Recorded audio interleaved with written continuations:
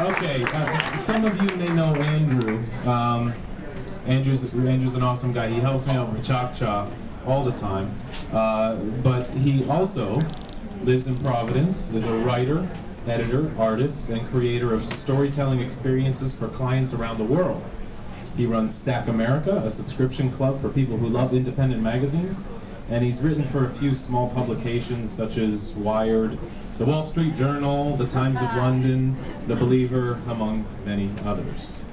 So without further ado, Andrew.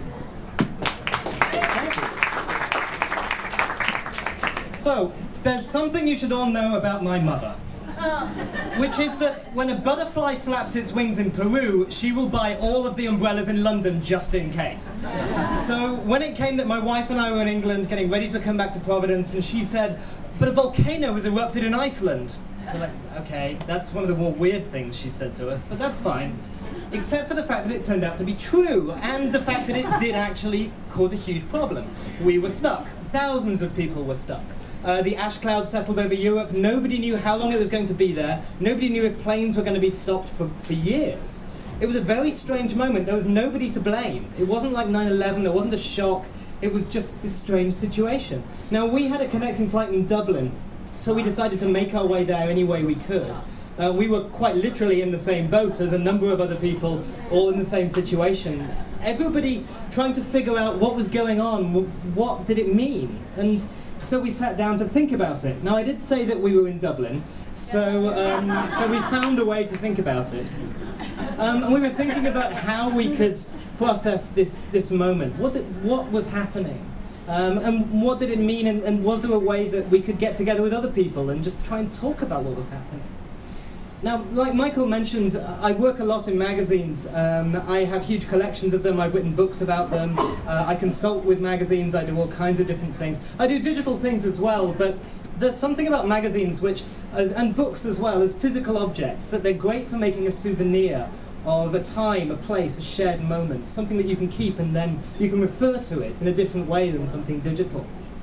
Now, usually if you want to make a magazine, you have huge difficulties in the print costs and the distribution costs.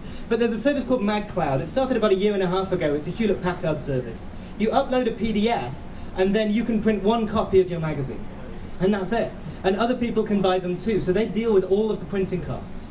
So I put out a call on my blog from an internet cafe in Dublin. I said, hey, anybody, if you're in the same situation, let's make a magazine.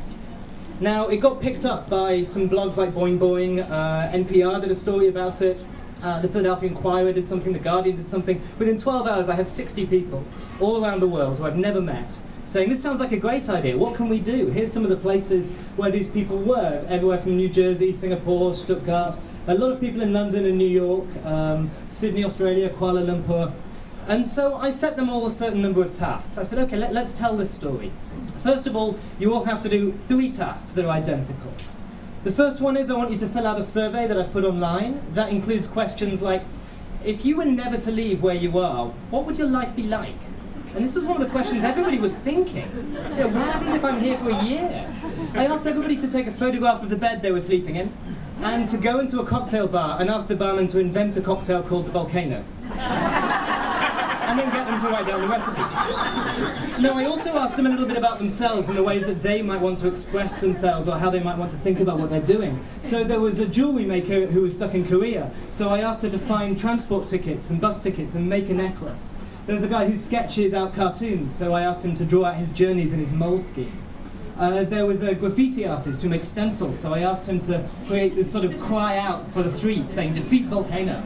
And you can see the sky is actually made up of airplanes. This is a photographer who was stuck in Paris, so I asked to look for her hometown New York and evidence of it wherever she was going in Paris. You could see echoes of where she was trying to get to.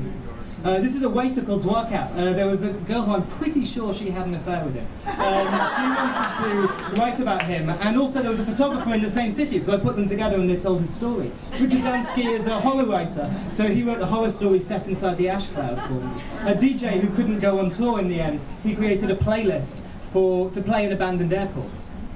So then we have all of these different elements, and there was an art director who I'd never met again, who was stranded in New York, who's from Scotland. So when we both got back to our respective homes, we started working together online, sending information back and forward, creating designs for the pages. And so bit by bit we sort of built up this magazine. Now I wanted one element of it to feel like the experience of being stranded, because there were dozens of people who I commissioned, but they weren't able to do it. This is a time when we make plans and they don't happen. So I included the assignments in the magazines as well.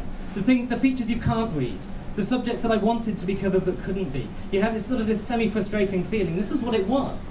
So this is the magazine. In fact, this is the magazine.